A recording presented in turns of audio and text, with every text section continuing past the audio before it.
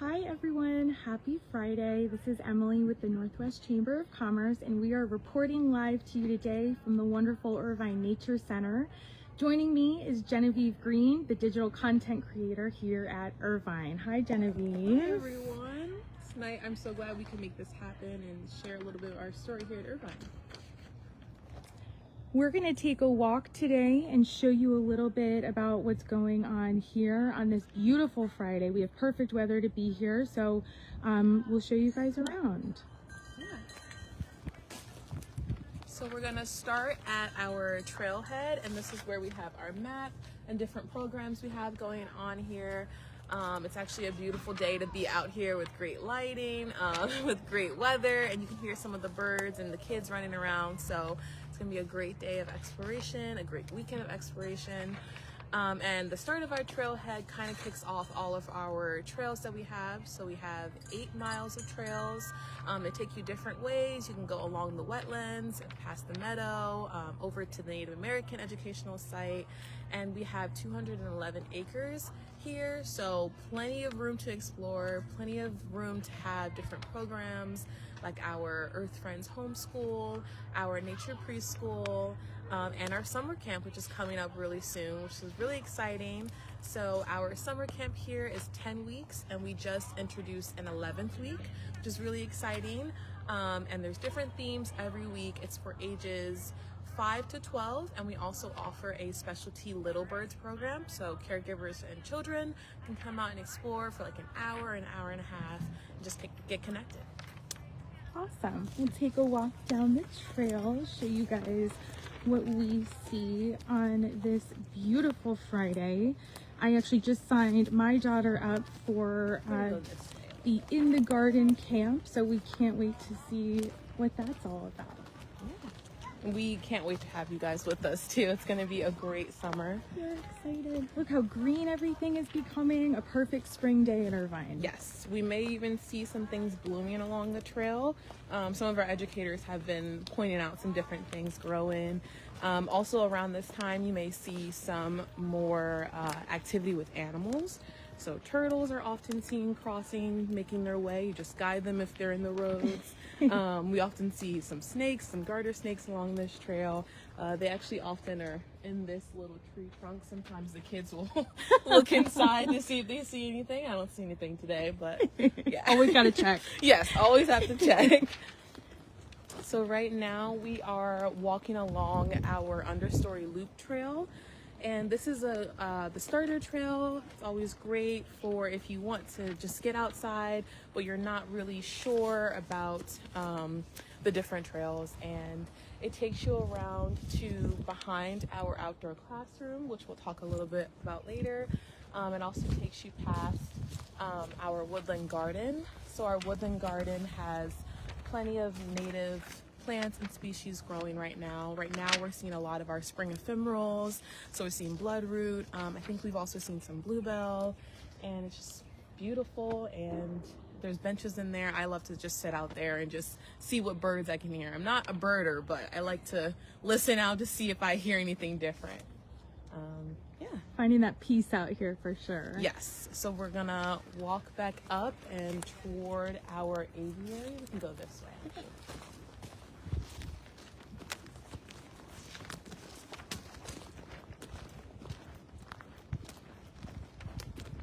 It is a beautiful day to be out here today. I hope you're all finding some time on this Friday to get outside.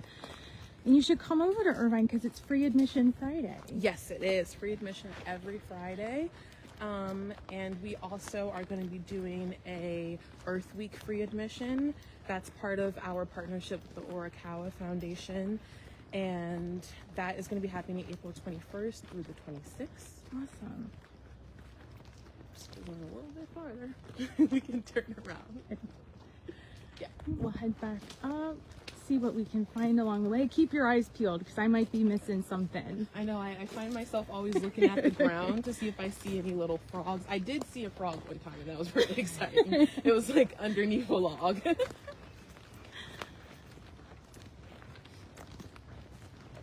All the greenery starting to take form. fairly quiet this morning because our preschool is on their spring break.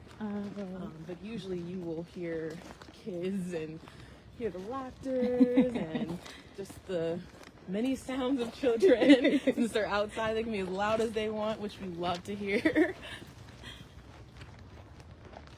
And now we're gonna walk up to our aviary. This is the Robert L. Martinet Aviary, and this has some of our, well, all of our birds.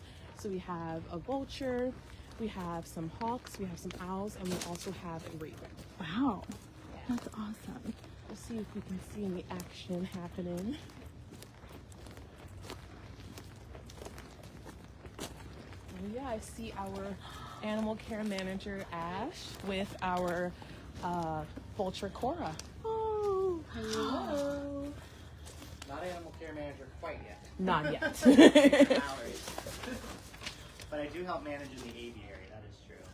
Do you want training? Do you want to come get food? There's some suspicious people here.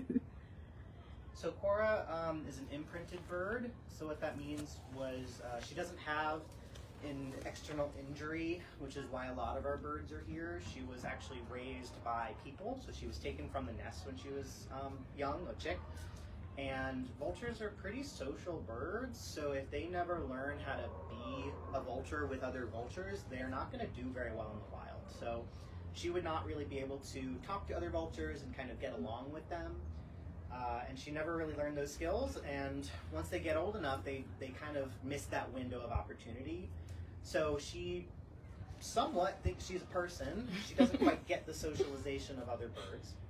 So she's going to hang out with us for the rest of her life while she's here.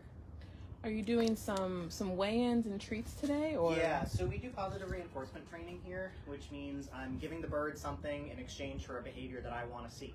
So I'm giving her, or trying to give her, mice, although I don't think she's hungry for breakfast quite yet. But what I'm asking her to do is come over and stand on the scale. She knows how to do this behavior. She does it every day for us. But if she's not hungry, she's not going to want to do it. Yeah. But we keep a close eye on their weight because it helps inform how their health is doing, right? So if they suddenly drop a whole bunch of weight, just like a human being, you know, we would go to the vet, we would go to the doctor and say, hey, we're going to get some blood work, see what's going on. So it helps us keep a close eye on how they're doing. Because like some other animals, they tend to be kind of secretive about their health. They, if you have a cat, they're a lot like that. They don't, you know, come up and yell at you, hey, something's wrong. They kind of hide it because in the wild, a weak animal is a dead animal. So they hide their health conditions. So one way we can kind of keep an eye on it is by getting their weight every day. So she does this behavior for us. It took her a long time to learn it. She was actually very scared of the scale for a long time. And now she doesn't care about it at all. Yeah. So that's good. Aww. But I don't think she wants breakfast yet. So we'll work on it later. Do you do enrichment every day along with the weigh-ins? Yeah, we definitely try to. Whether that's just hanging out with the birds or like for our raven, we do some kind of feeder puzzle every day or some kind of cognitive puzzle for her to solve. So yeah, we definitely do try to do something every day. Now, not all of the birds are a fan of their enrichment. Our owls are a little more like, what is that? I don't want to touch it if it's new, but we try to do something every day. Yeah. All right. Well, maybe if we give her some space, she'll take a treat. She seems to be very happy. She's got a little sunny patch right here, and she's doing something called preening, which is basically just grooming for a bird. So she's fixing her feathers, putting them all in place. It is molting season right now, so she's probably removing any old feathers, getting those things that are kind of shedding coming out. Shedding. She's beautiful. Feeling good, having a spa day. Yeah, of course. Well, we'll train Go, later. Cora. Thanks, Ash. Thanks, Ash. So much. Nice to meet you. Yeah, you as well. Have a good day. Bye, Cora. Cora's a very engaged bird. Sometimes she'll just come up right to the net just to say hi. She's very curious. Aw. She's beautiful. It's clear you guys take real good care of her. Yes. A lot of these animals eat such balanced diets as well, like our opossum. Sometimes they'll have fresh fruit and veggies. I think one time in the summer they let them try a little bit of crab meat. I was like, wow, this is a really nice lunch. True Marylander then. Yeah. So now we're just gonna take a peek over to our outdoor classroom so we can hear our Tales and Tales, which is our story time we offer every Friday. It's free. And it starts at 11 a.m. in the spring, and we switch over to 10 a.m. in the summer around June. This is great, guys. My daughter Chloe has been coming every week for a while. Loves it. Always asks to come back. Look at all these families here. It's a great day. This is a really great turnout, especially with spring break ending.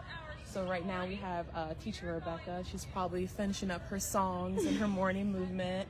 And then they do a story. And another cool feature about this program is that they get to see an animal up close and personal. Sometimes they get to even engage with that animal, whether it's touching a turtle shell or feeling a scale of a snake. Sometimes we even have our birds out so they can get a look up close of what an owl looks like, which is really neat. That's awesome. Yes. So another amazing thing that we offer here at Irvine is our nature programs. So we have a really exciting opportunity for families coming up in May. On May 2nd, we have our Spring Fest from 10 a.m. to 12 p.m. It's a great way to just engage in the morning. We'll do some activities, we'll do some games. So may even be an appearance by Hoot, our mascot. It's just a really neat way to connect with your family outdoors, get some fresh air, really quick morning activity. And then for the adults, we also offer an Eat, Drink, and Learn series program. So our next one is Moss and Mojitos, and that is going to be on April 16th at 6:30. It's a really nice time to just get some good food, get a drink, or get a mocktail, and you'll get to hear a lecture from our summer camp manager, Colby, and he will be speaking all about moss, and yeah, it's gonna be a great time. Well, thanks so much, Genevieve. Thanks for taking us around today and showing the people on Facebook all the wonderful things going on here at Irvine. Remember, guys, free admission on Fridays. Great place to come, kids and adults, so many programs. Come out and support this gem of an institution right in our backyard. We'll see you guys soon. Have a great weekend.